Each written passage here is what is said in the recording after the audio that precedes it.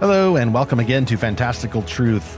This is the podcast from Lorehaven where we find truth in fantastical stories, especially the stories we love from Christian authors, and we applied this truth to the real world that our Creator and Savior and ultimate superhero, Jesus Christ, has called us to serve.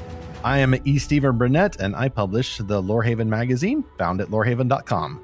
And I'm Zackary Russell, but my secret identity is just Zach. This is episode 18, Who are the first real superheroes hiding in the Bible? And we have a special guest coming on the show to discuss this with us. So Stephen, what do you think about the superhero movies that have been delayed for this year? I am sad. I'm sad for any movie that have delayed. First off, as a story creator, I empathize with those who have worked so hard, much blood, sweat, and tears, and they're still created in the image of God, whatever their motives for making these movies.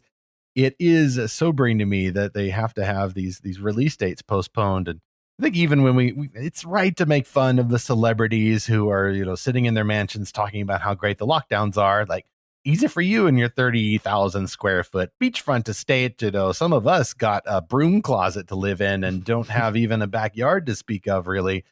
But we still have to respect the image of God in these people who have made these movies, have written these movies, worked so hard to make them. And in some cases, the actors especially have had to stay in this amazing physical shape and discipline themselves like unto athletes to look good for the superhero physique.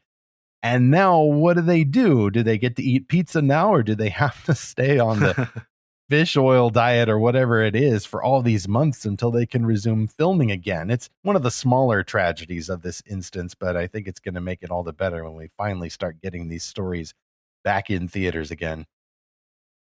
Yeah, I'm really looking forward to some of the ones that are coming out. My daughter just asked me to watch the Wonder Woman 2 trailer, or what is it called? Wonder Woman 1984. Oh, I'm really looking forward to that one. Absolutely. Yeah. No, I love the first Wonder Woman. As you know, I'm a fan of most superheroes. I love both Marvel and DC, although people tend to jump on DC a lot. I will defend most of the DC films, except for Birds of Prey, which I just don't care about. I don't care about the villain movies, Zach.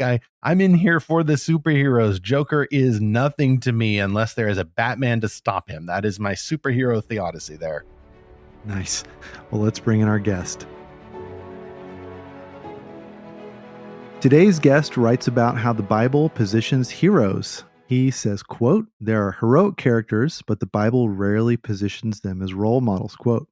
What does he mean by that? And wait a minute, isn't that the kind of thing a supervillain would say about a superhero? We're going to make sure. Let's bring in our guest to explain. So we're joined by Chase Replogle. He's a native of the Ozark Woods, enjoys being outdoors with his wife and 2 kids. He's a pastor of Bent Oak Church in Springfield, Missouri, and he hosts the Pastor Writer podcast. It's a great show you should check out. He interviews pastors and authors such as Max Lucado, Philip Yancey, and Karen Swallow Prior. His podcast has been featured on Gospel Coalition, and his writings have appeared in Christianity Today. More recently, Chase became my friend after we met at the Spark Christian Podcast Conference. So Chase, welcome to Fantastical Truth. Hey, thanks. It's a privilege to be here and excited to be able to talk with you guys. All right. So let's jump right into first our evergreen question that we ask our listeners and guests. What was the first fantastical book you remember reading?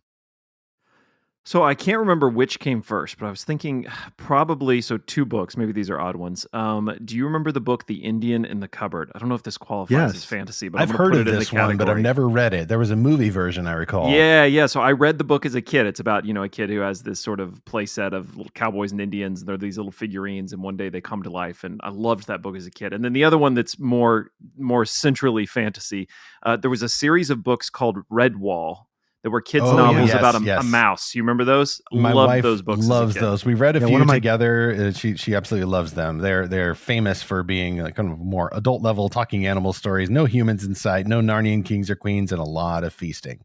Yep, that was pretty early on for me, and I remember the library having them. Like, you get some of those books that just stand out. I remember exactly what the covers looked like, the whole bit.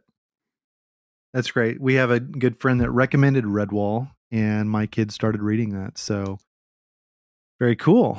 Well, we are going to talk about all this and more, and specifically about stories that involve superheroes. So I'm going to pitch this over to Steven because he is the superhero aficionado of the two of us. Which would mean nothing to the folks who actually have been reading comic books since 1948 or whenever the golden age of comics. Like, no, I'm not old enough to have been with it that long. I'm not that much of a nerd about it. My nerddom basically goes back to the animated series. I guess I started with the DC animated series. And of course, Marvel movies are all the rage. I've seen every single one, several of those twice. I am infamously known among my friends as a DC film advocate, at least more of the complex superhero stories. Hashtag release the Snyder cut. There, I had to say it at least once, or else I am completely off brand. But yeah, I mean, I've written some superhero movie reviews. Christianity Today, actually, for their website, let me write a few reviews a few years ago. I actually wrote the Justice League review, set a little trap for Rotten Tomatoes that they fell into, by the way. We'll talk about that another time. But I'm not so wrapped up in it that I would not want to subject the whole superhero enterprise to the scrutiny of Scripture. At the same time, I like to have a little bit of fun with the idea that superheroes could be found in the Bible. So thought we'd do a little thing based on an older article of mine and go through Psalm 18, which actually, if you listen very closely, just a little fun warm-up exercise here, you can find some superheroes right here in this psalm.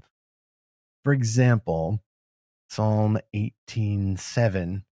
See if y'all can guess who this seems to describe to me. Then the earth reeled and rocked. The foundations also of the mountains trembled and quaked because he was angry. End quote. Who does that sound like? I don't know, but ironically, I've been preaching through the Psalms right now, so I just am going to get a notepad out here as you instruct me, because this will be apparently news to me. So, go for it. Okay, well, this sounds like the Incredible Hulk to me. Yeah, that's what I was going to say. That's a secret. He's always angry. Yes. Yeah. Next verse 8. Smoke went up from his nostrils, and devouring fire from his mouth. Glowing coals flamed forth from him. End quote. Of course, all these are about the Lord in this majestic language describing God and all these amazing metaphorical supernatural images. That there to me sounds like the Human Torch or Firestorm or any of the other fiery powered superheroes. Yeah, I was my first. So X-Men is kind of my one franchise that I really love. And that made me think of Cyclops, but that wasn't really a good comparison. I just think of the laser beams shooting out. So these heroes are cross fandom, so you get both DC and Marvel represented here. Verses 9 and 11, actually, let's see. Yeah, in 9, you get thick darkness was under his feet. And then verse 11, he made darkness his covering, his canopy around him, thick clouds dark with water. That sounds a little bit batty to me. Sounds like I am Batman. Just a bit, yes. Yeah. I am vengeance. I am the night. I am Batman. It's my best Kevin Conroy there. I'm more of a Christian Bale Batman. Everyone makes fun of him, but those are my favorite ones. I am a diehard Batfleck defender now as well. Best, most comic accurate Batman on screen so far. And of course, little Thor. He flashed forth lightnings and routed them. Now, see, I have young kids, so when you go through these illusions in my home, the first connection to superheroes would be Jack from The Incredibles. Oh, so yeah. That's flames and anger and lightning, and that's the reference you would get around. It's basically all the in Incredibles 2. I think Edna Mode says your child is a polymorph, and it means he has all these other powers. And then there's another verse, it's not in front of me, where it sounds like it says, with my God, I can scale a wall, or it sounds a little bit Spider-Man-like. So nice. There's a few others in there I think is really fun. Well, these are really cool ways to see how the superheroes in comics are in a sort of way found in the Bible. But let's get into kind of our main topic of who are the actual heroes in the Bible, and are they superheroes? And what is, why are we drawn to these superheroes? And I would posit that the superheroes we're drawn to, and let's talk about modern superheroes. We're drawn to them because it reveals our deepest desires, good or bad. And so, Stephen, of all that list, and of Chase, you two here, who's your favorite superhero, or your favorite franchise of superheroes, and what resonates with you about those stories? Probably, I love the Batman stuff. You guys were already talking about it. And partly I love it because, not just from an entertainment perspective, but It has been interesting to see the way how the recent Batman movies have touched culture. And I've always been intrigued by the fact that the Joker has had such a moment in our culture and how it highlights the changing and evolving of the roles these heroic stories play. I mean, I think back to some of the stuff I grew up on, not in the fantasy category, but some of my early childhood or heroes were, I was really into the old Davy Crockett movies that Disney did when I was a kid. And now they would never make it. They're completely politically incorrect. But as a kid, that was sort of the image of a hero. We had this sort of, there was integrity and honesty and really like there's no change, right? And most of the time when you're developing a character in literature, you're looking for that character to undergo some sort of change through the story. And oftentimes these old types of heroes didn't exhibit that kind of change. They were sort of stock hero. They had certain qualities about them that were exemplified through the stories. The heroes we have today, we're far more interested in seeing behind that mask of heroics, trying to touch something of the humanity of it, sensing and seeing some of our own struggles within those. Instead of the hero being somebody that sort of inspires us to that ideal, we want to see them struggling with that ideal.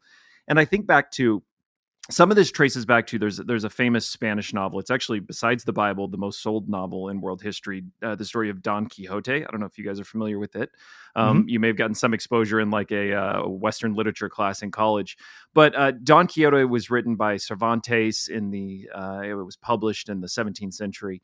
And it was a time when sort of all those grand stories of the Crusades and massive naval battles and kings and, conquest to the new land, all of that was beginning to sort of collapse. Spain was, its monarchy was kind of falling apart. It was losing control of its colonies. It was suffering military defeats.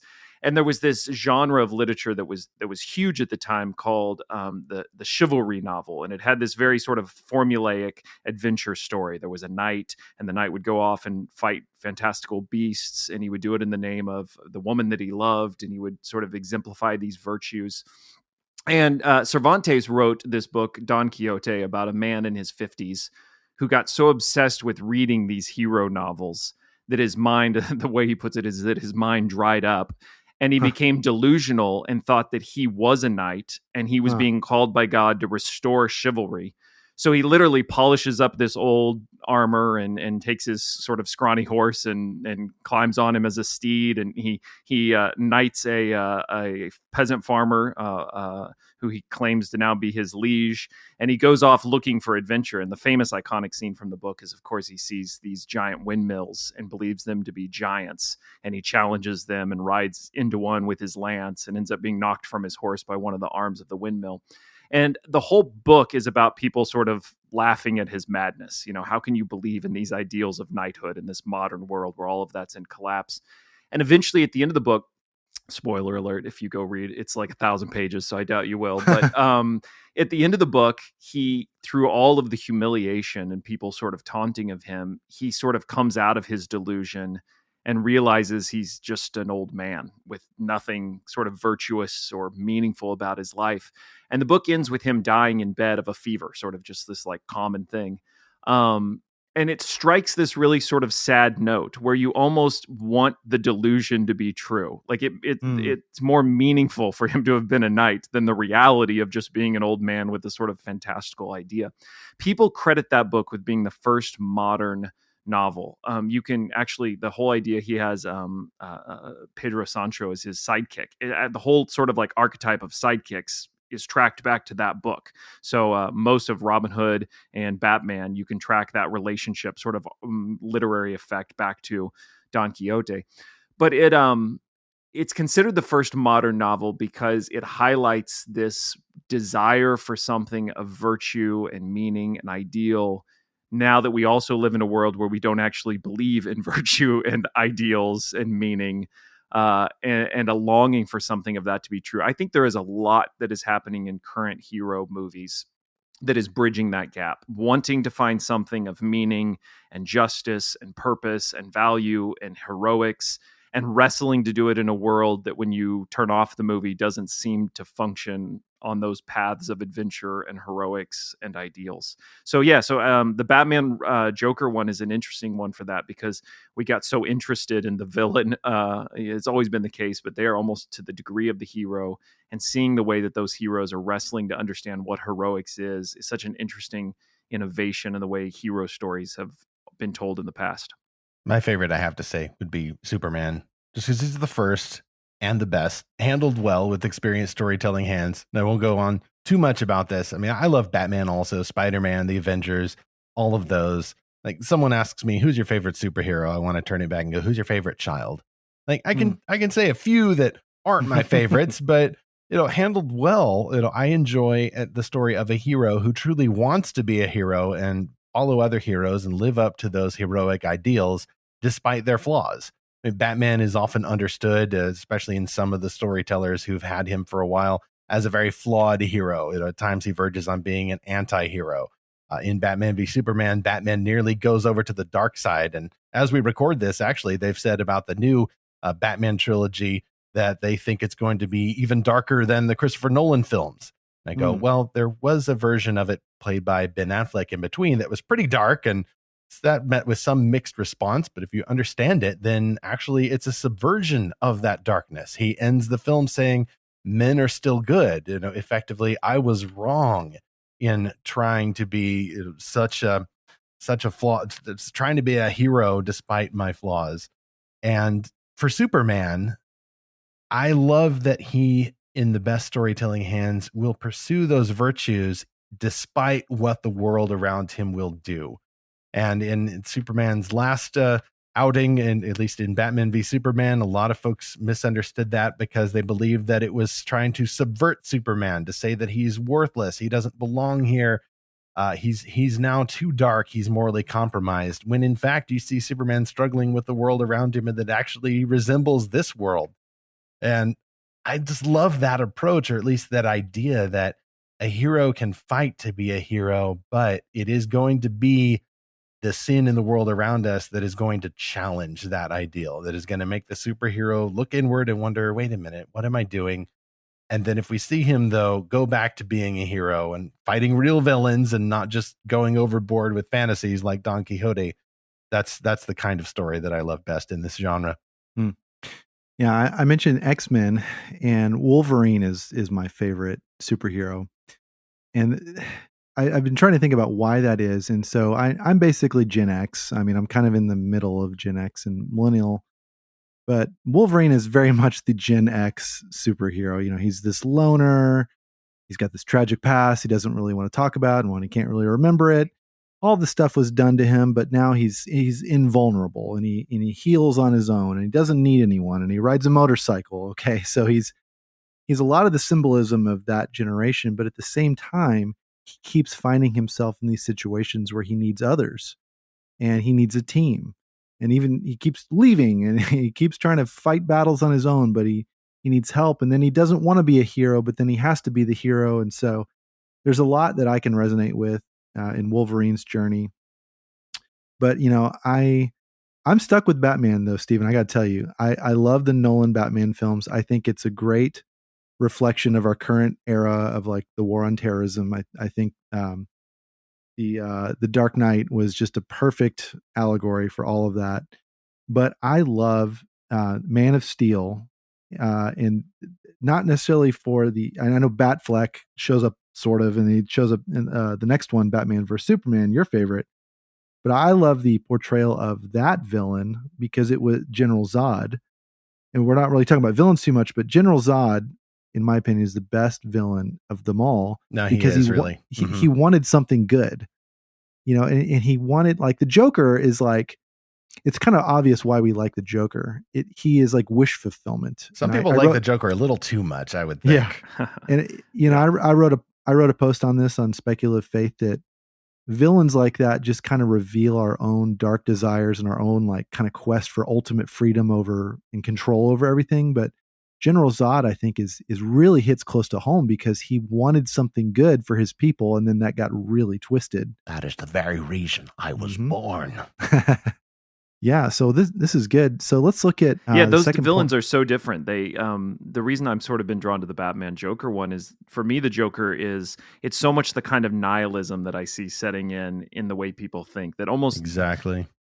there's a German term that talks about, you almost take pleasure or joy in watching other people destruct. Was that Schadenfreude? And there's a kind of enjoyment in seeing their collapse, this nihilism where, because my own ideals have been thwarted, I take this deep joy and satisfaction in watching other people's ideals be destroyed. And that's part of the Batman tension. He's not a superhero in the traditional sense that he has this superpower. He's trying to figure out how to be a hero, or what that even means, in this sort of nihilism that's so pervasive around him. I just see that as so relevant to what I see people struggling with when they think about heroics.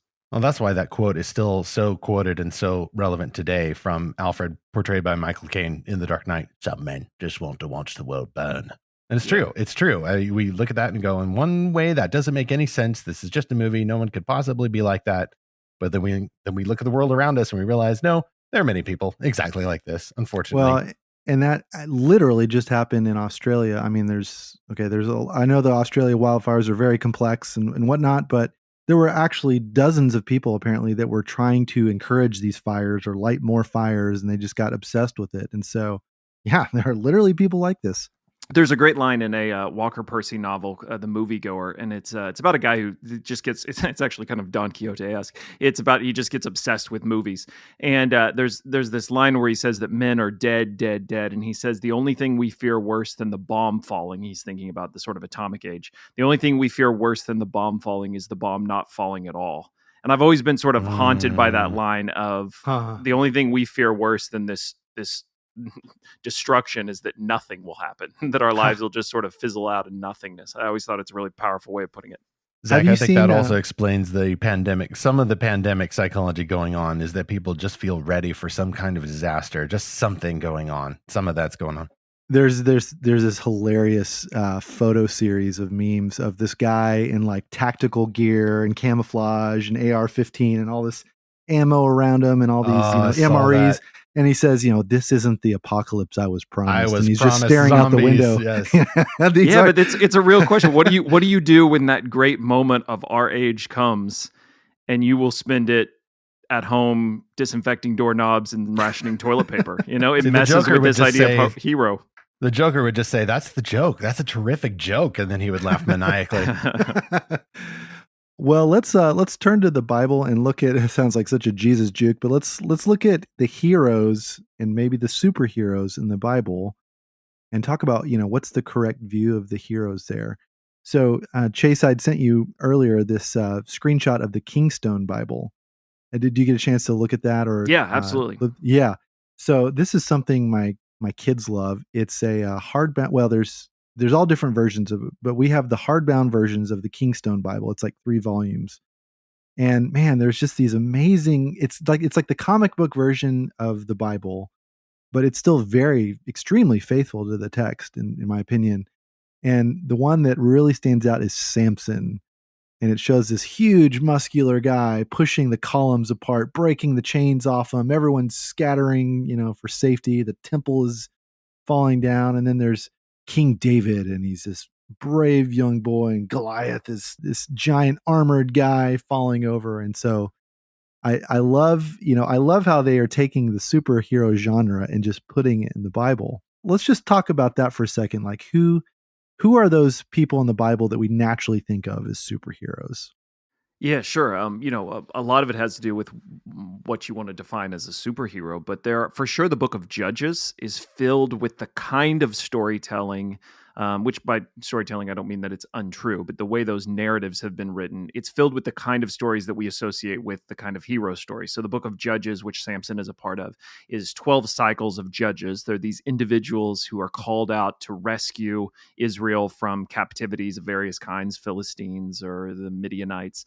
And they're oftentimes, they're put into these sort of heroic paths, and they exemplify some of these characteristics of heroics or superhuman ability or stories. So, there's a great assassination story in there. There's a great, I love the Gideon story. He's hiding from the Midianites who keep coming around and stealing. They basically would allow the Israelites to grow the crops, and then when it was time for harvest, they would just come take them and let them do all the work. And he's hiding in this wine press down in the ground, trying to beat out enough wheat to make food. And an angel shows up and says to him, "Well, hello, mighty warrior." It's the irony of he doesn't look like a mighty warrior, but of course his story will become that. And Samson's is a piece of that. So there's a great, obviously the great sort of superhuman stories, if you want to call them that, through the book of Judges are a great place to turn. And then you get they're more realistic in nature. So you were alluding to David. I think the stories of 1st and 2nd Samuel, the Saul and David stories, are some of the best narrative in Scripture. They tend to be a little more psychological. So, and I mean that in the literary sense of they're really trying to show the internal struggles of those characters that they're going through. Saul in particular is that way. Although there's Saul, such a streaming drama potential there. It should be a good biblically faithful one. And Saul is pitched almost like a superhero. In fact, his is an interesting story because the people take one look at him and say, that's a leader, that's our king, because he's tall and handsome and he just looks like the kind of person who would lead. So the writer of 1st and 2nd Samuel is messing with those sort of expectations in the way that he tells that story through those books. So yeah, those Old Testament narratives are a great place to go looking for some of those same archetypes you see in the superhero stories.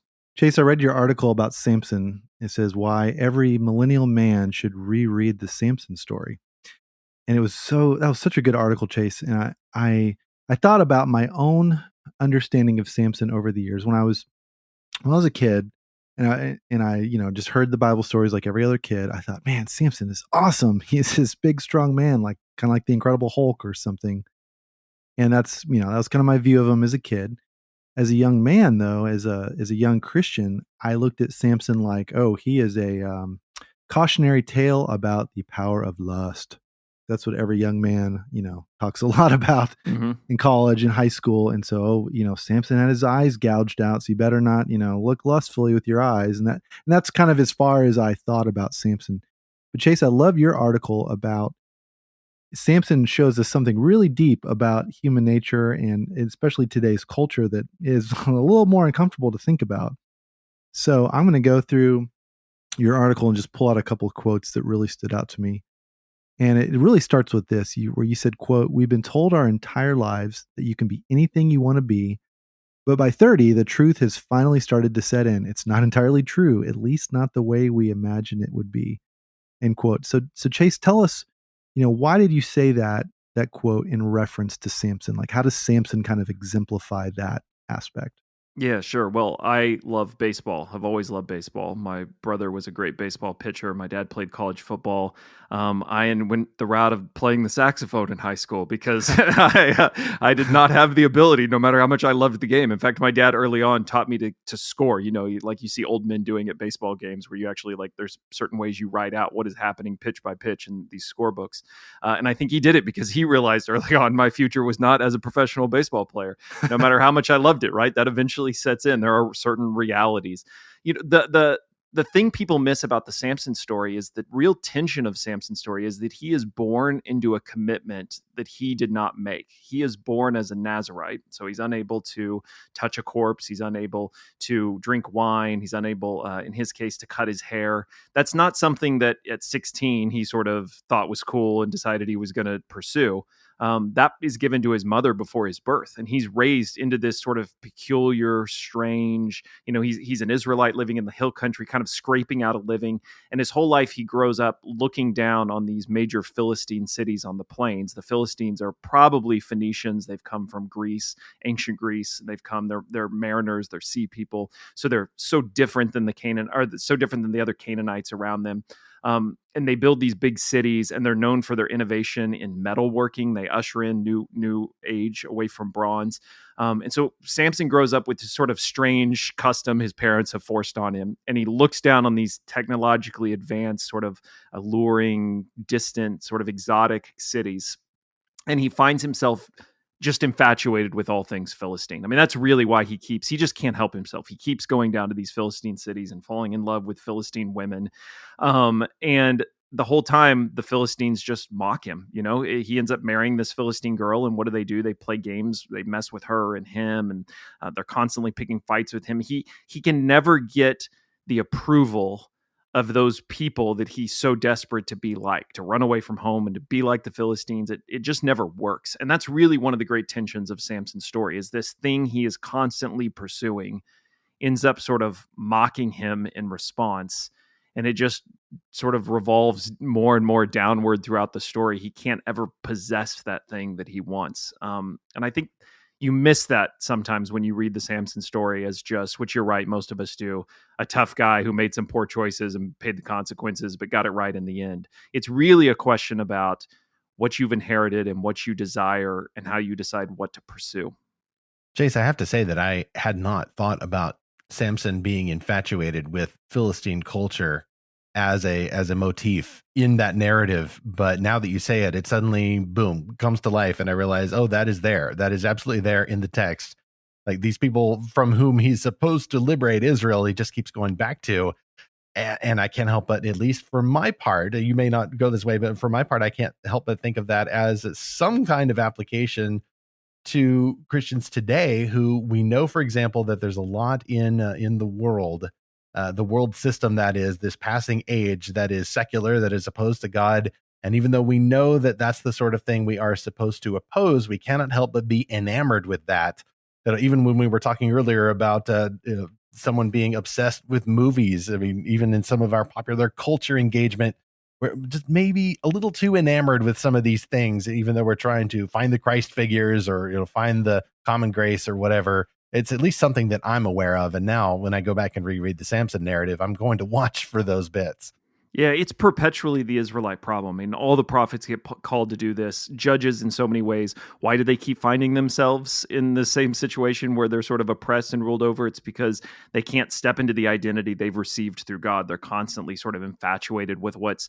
And remember, the worship happening around Israel is all about pragmatics. It's, you worship this particular God to get rain. You worship this God this way to have more children. You worship this God to be successful in battle. And here they are, sort of backwoods people in the hills trying to scrape out a nation and an identity, and they see how well those gods seem to be working for people like the Philistines, and they're just drawn to it over and over. And then again, Samson, the thing it comes through so clearly is he's constantly trivializing those things, right? So he has this encounter where he rips a lion apart and finds in its carcass honey, and what does he do with it? He turns it into a little riddle, a pun, and he starts sort of betting his wedding guests whether they can solve the pun or not. And he trivializes this experience. Or he it doesn't come through in the English well, but when he kills all of the Philistines with the jawbone of a donkey. In Hebrew, he actually makes a little pun, a little riddle at his victory. He's alone, but he's standing on all these bodies holding up this jawbone. And he says, with this jawbone, the English translates it, I piled them up heaps upon heaps. Well, in Hebrew, that word heaps is basically the same word for jawbone of a donkey. So he turns this whole victory into a kind of pun, right? He almost sort of is mocking it. And that's this typical Samson move. He can't ever really see what's going on because he's constantly trivializing and turning these things into games in a sense.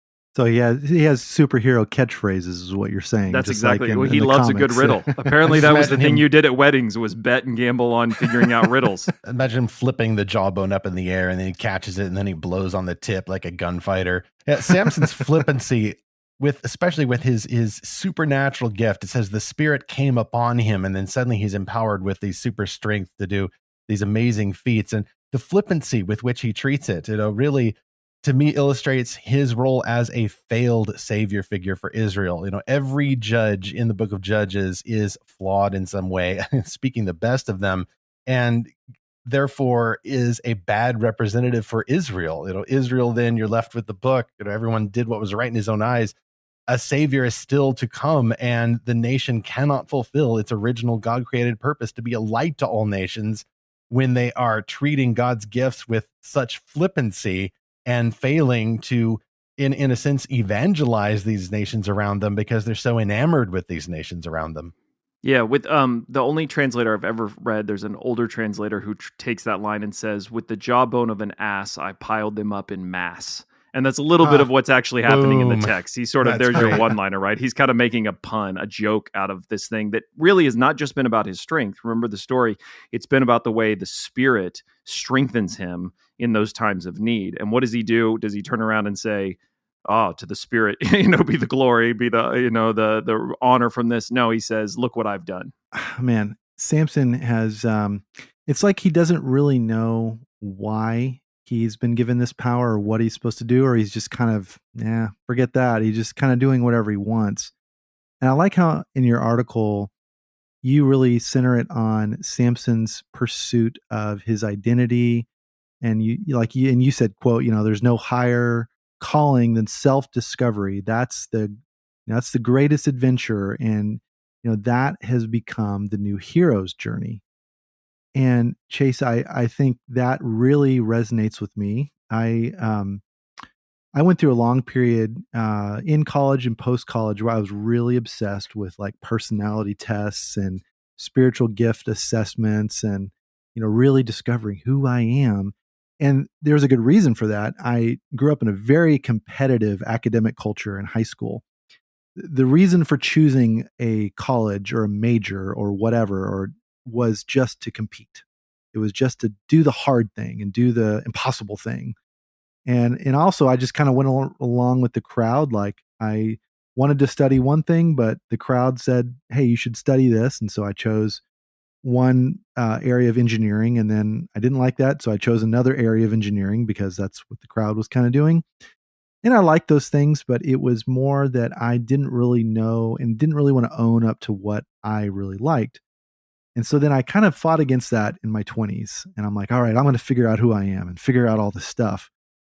And I got to this point where I realized, man, I'm getting obsessed with this. And a lot of it is just this cultural obsession with self-discovery.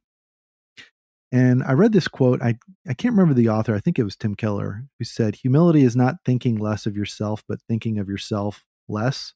Was that Keller, or is that originally C.S. Lewis? I think it might be it's Lewis based or on a fake C.S. Lewis quote. Yeah, I think it's fake C.S. Lewis, paraphrase C.S. But it's Lewis, a good one nonetheless. So it is. Yeah. And so I realized, okay, I just need to kind of step away from this stuff. Well, then around that time along comes the Enneagram. I think we've all kind of heard of the Enneagram now. The Enneagram is such, it's a huge thing now. And I'm from Austin, so I'm kind of suspicious of big, huge fads. But the point of all of this is that we in our culture are just, this is drilled into us. Find out who you are, find your true self. And I think there are some good reasons for that, but I think that ultimately this is a dead end. And I think you agree with that too from your article. Can you talk about that? Yeah, I do. For me, some of this comes from just my own family history. I think about my grandparents. I don't know if my grandpa ever once asked himself, "Who am I? And is this path I'm on leading to a personal fulfillment of identity?" Right? Like he worked for the railroad for years. He loved to garden, and in retirement, he gardened and sold produce out of his own garden. And but there's, I mean this with all respect, there's nothing successful out of his life that anyone will remember outside of the fact that he had kids and loved his wife and lived and served in a community. But I remember my grandpa I remember when my grandpa passed away, I remember how much my grandma missed him. And I remember just seeing that as a kid. And my grandpa's from the old school type, right? Like there wasn't a lot of hugging and loving, and like, his presence was the way he communicated that he cared. He was there.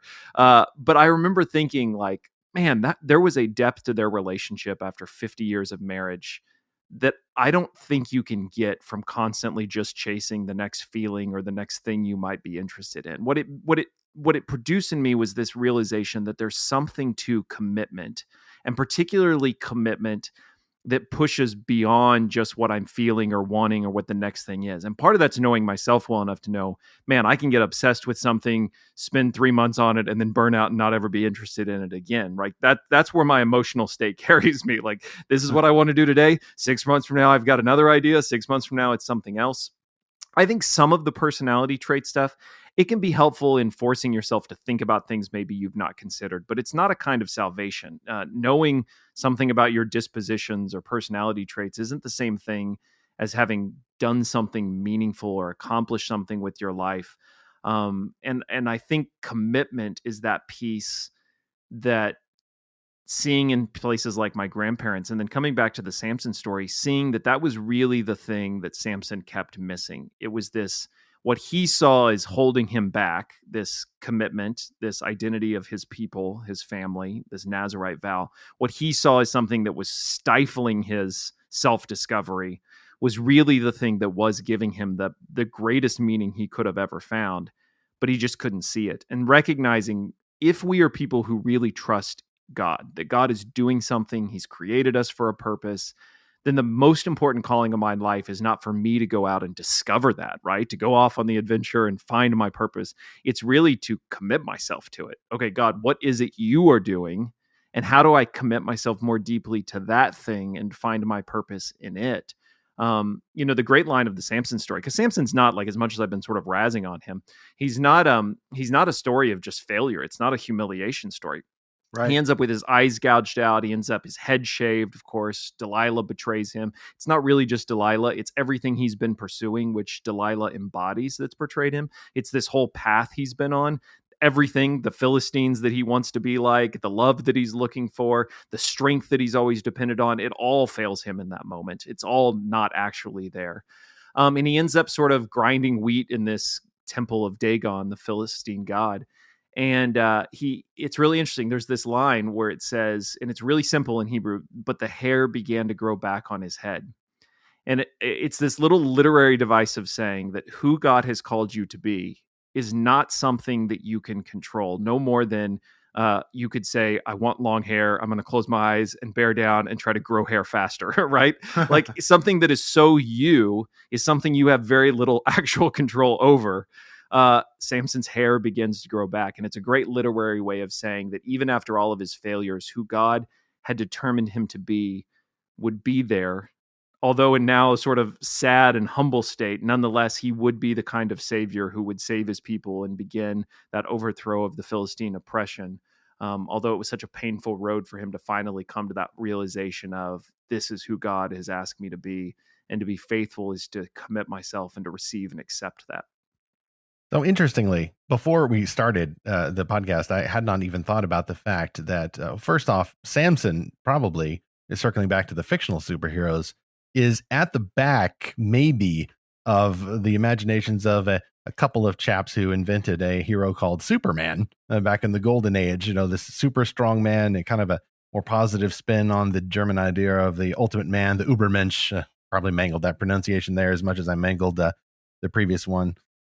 But interestingly, Samson, by that name, is actually a character in DC Comics. And as I think about it, at least, I think it's his sole appearance in Grant Morrison's All-Star Superman series.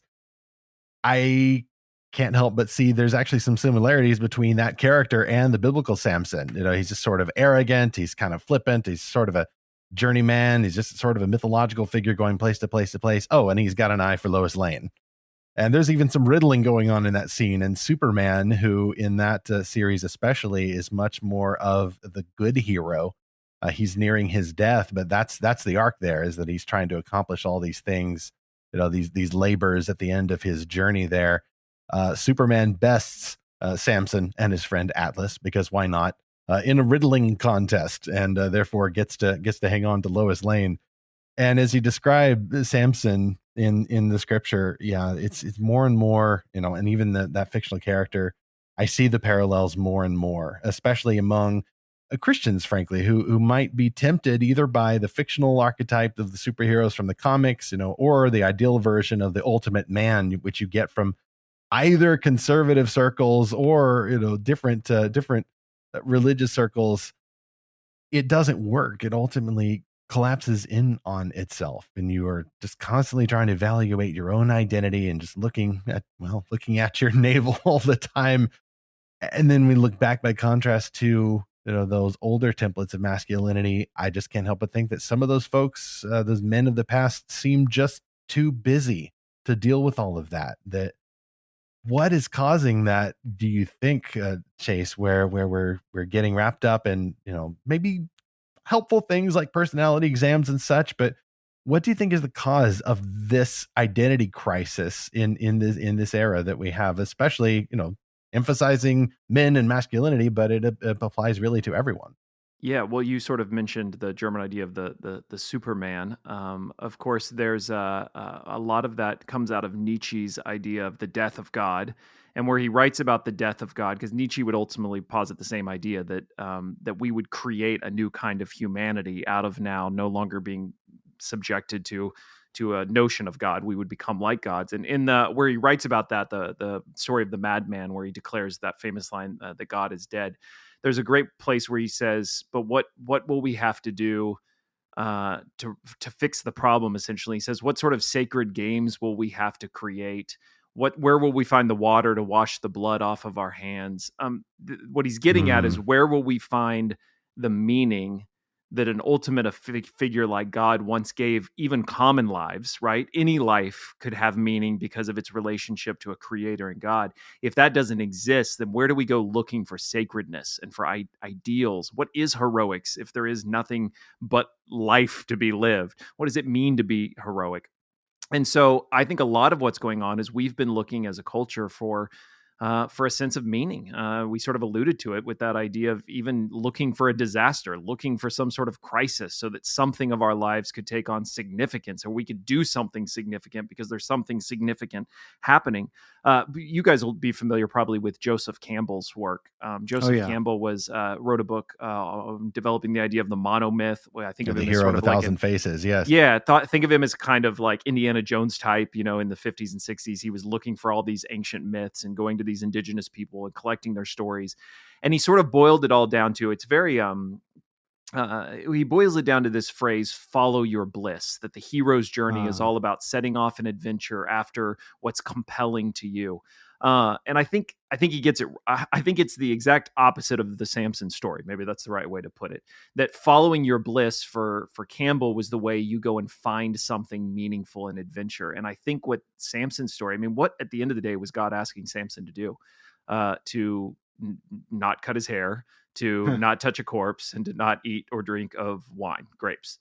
It was not that significant of a calling. Somehow God was going to work that out into this role of judge and savior that he would play. But Samson wasn't being asked to do it. He wasn't being asked to go set off an adventure, go pick a fight, go do something significant.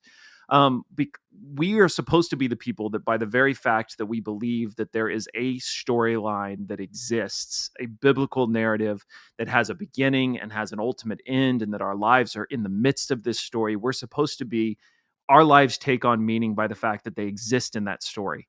But when that story doesn't exist anymore, we have to make our own stories. We have to find our own meaning. We have to prove ourselves in that story. When really, I think for those of us who believe in this meta narrative, Christ and a kingdom that's coming and is here, then anything, no matter how small, that king, that God calls you into, takes on that value of being a part of that story. Where that doesn't exist, we're forced to make it up as we go along, to find something ourselves. Yeah, Jason, I love the other article you wrote, which we'll link to in the show notes, which is why when being heroic means staying home. And again, it's like, this is not the apocalypse I imagined, that whole thing. And I have some friends that are doctors and nurses and others that work in hospitals. And I have to admit, part of me is a little jealous of them. It's like, oh wow, they are the ones being applauded. They are the ones, they're the heroes of the age. And there's part of me that wants to be the hero, even though there's part of me that's honestly pretty scared of this coronavirus. And there's part of me that's like lazy. I'm like, actually, I like just being at home all day. But this whole idea of heroism is really on my mind right now. So Chase, just to wrap up our time here, why don't you answer this question for me, or fill in the blank? A Christian hero is blank. Faithful is always the word I come back to. If I can offer you more than just a word as well, there's one of my favorite scenes from the Lord of the Rings trilogy. I don't know, remember if it's in the movie or not. I don't think it is. It's in the book, where Sam and Frodo are on their own. They're nearing Mordor. Everything has just sort of felt like it's not gone the way that he expected. And Frodo is sort of thinking back to the moment when they set out from from their homes, and he's saying to Sam, "This isn't what I thought an adventure was going to feel like. Like all the adventures we read about in those books, and all the famous people who had set out on them. This hasn't turned out like I expected when we left." And Sam says something great to him. He just says, "But maybe this is how all heroes felt in the middle of their adventure. Maybe if they had given up because it didn't feel like an adventure, we would have never known any of their stories at all." I think about that constantly. We look at a story, a hero story, and we see the whole thing and expect to experience that whole thing the moment we set out. And the truth is, the vast majority of that story never feels like, nor for the hero, a heroic story at all. Most of that story feels like defeat, feels like insignificance, feels like failure. But it's only through the faithfulness of just continuing and seeing where that story goes that something good comes out of it. So I think what the Bible teaches us to do from these stories of heroes, of superheroes, if you will, is to just practice. Well, Eugene Peterson has a great phrase for it: a long obedience in the same direction, a kind of faithfulness that just is eager to see how the story evolves without feeling like I have to force it tomorrow for my life to have any meaning or significance. Well, Chase, when you say that, I'm gripped with the truth that yes, heroism, when you're right in the middle of it, does not feel like those movies. And the example that comes to my mind is not so much a superhero movie, but just any movie where a hero of some kind is training. We have a training montage, and it's kind of a joke now. It's a bit of a trope, like, oh, here's the training montage. And actually, evangelical movies have their parallel. Sometimes literally a training montage, especially in a sports movie. But the training montage can cover months. And yes, we don't want to follow that grueling, that plodding, the falling down and picking yourself up all the time. But don't confuse the montage for reality. That montage is as much heroic in the human sense than anything else, but it is normal life. And at least my temptation so much is to confuse that big picture storytelling, either in a superhero movie or an adventure novel or whatever, for reality. I want to get to the cool parts, those crescendo moments. But Jesus doesn't promise a crescendo every day, every month, every year, sometimes not even in a lifetime. The crescendo is eschatological, which is in the future. He's promised that in eternity. Maybe every day in New Heavens and New Earth is going to be that pinnacle of emotion and that heroic feeling of satisfaction and fulfillment and all of that, but it is not yet. And we can't get today confused with that future that's promised. Although, at least I find it helpful. I still find the movies helpful to see that example of a storyteller who's, condensing this tale of a fictional character, usually fictional, in this heroic narrative. And so we can see what our lives may look like to an outside, almost eternal perspective in the future. I'm thinking actually of another hero, at least the on-screen version of Captain America, which we didn't mention him in the favorite heroes, but he is also one of my favorites because unlike more modern superheroes, we have Captain America, at least in the films, coming from the 1940s, where he does have that simple morality and that more of that greatest generation type mindset of, I'm just going to do my duty. Captain America only briefly wonders about his identity. He's not wrapped up in those personality assessments and all that. He just knows that he doesn't like bullies and that there's a job to be done, folks. He does it in World War II. And then when he gets frozen and sleeps all the way through to the present, he starts picking right back up where he left off in the present. And I love that idea, is that it's more of an older mindset there where he's not so wrapped up in himself, but he just does his job. And he is willing to plod, even if we don't see that on screen. He's willing to do that normal stuff. Of course, he gets a super serum and all of that, but even before he gets the super serum, he is behaving like a hero on the inside. And I love that idea from the movie. And I really think that at least a story like that is something that we could really learn from and would be a corrective to that hero complex that we have, especially in social media, where so many of us are tempted to go all Don Quixote and tilt at windmills and go smash up those spinning blades because we're convinced that we are the chivalrous knight, even though we're nothing of the sort. It's not the value that's the problem. It's us. We are absurd, especially when we're going off fighting imaginary villains like that. Yeah. And it's so hard because you have to hold together two things. You can't you can't see the lack of success and slip into a nihilism that says none of it matters. But you have to do what C.S. Lewis talks about. If you find in yourself a desire, an ideal that this world can't satisfy, it doesn't mean that it's wrong. It means that you weren't created for this world, that there's more of this story to come. And I'll sort of maybe end it with this one. But one of my favorite heroes, not a superhero, a true story, is Dietrich Bonhoeffer. Of course, been a huge influence on me as a writer and as a pastor. But I often think about the fact, Bonhoeffer was arrested by the Nazis during World War II. He had sort of been colluding with, some of the group who was trying to overthrow the Nazi government and smuggling information out about the truth, what was happening within Nazi Germany. And he was imprisoned for a long time, had been running an underground seminary illegally, and he was executed just literally days, hours in some cases, before Germany was liberated and the war came to an end.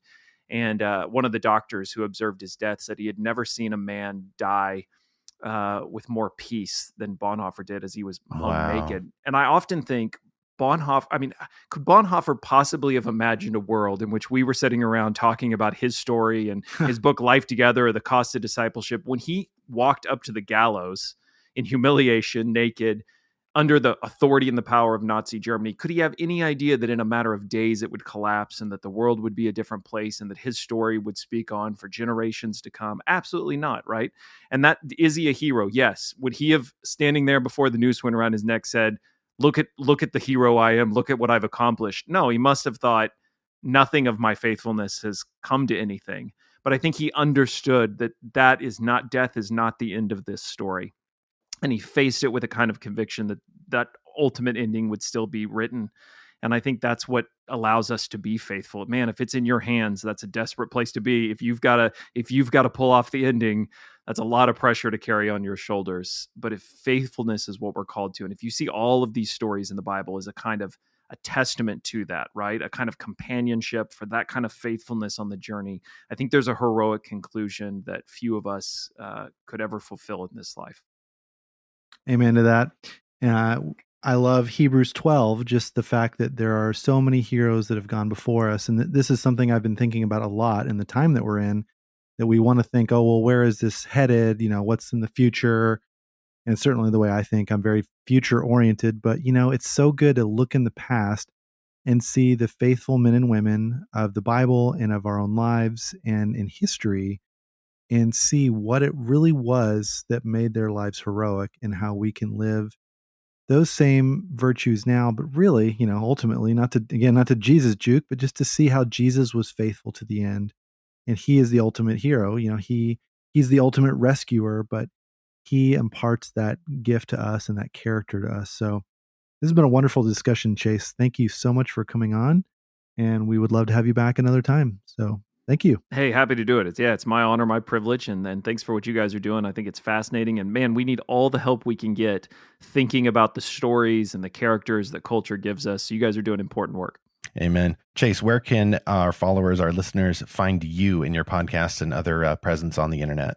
Yeah, well, I have a very difficult last name to spell, so I decided to keep it simple. And you can just go to pastorwriter.com. I'm on any of the social accounts as The Pastor Writer, so I'm always happy to hear from people or talk more about it. So any of those places, easy to find me. Thanks, Chase. All right, well, let's hear from the fantastic fans. All right. Well, first, a while ago, we actually got a lengthy feedback from Travis Perry. He's a friend of mine. He runs Bear Publications, and he also writes articles every Thursday at Speculative Faith. That's the blog section of the Lorehaven.com website. Articles for free for any readers there, Monday through Thursday, most weeks. And quote, he says, quote, "To comment on my own introduction into speculative fiction, Star Trek the Animated Series was the first I saw, followed by some Saturday morning cartoons like Space Ghost. Saw Star Wars in the theaters not long after. I also saw the 70s versions of Wonder Woman and the Hulk on TV on occasion, and the Adam West Batman a time or two. I was a fan of nonfiction science books, especially books about dinosaurs and outer space. When I got to my middle school library in 5th grade, I saw a section marked science fiction and wanted to know what that was because I was interested in science. My first science fiction book was Rocket Ship Galileo by Robert A. Heinlein, which was the first sci-fi novel he wrote. The title is what drew me. I read all the sci-fi by Heinlein available to me in that library, which was all his clean work. Post-1960s, his sci-fi was drenched in sex, as I discovered around the age of 16. Ugh.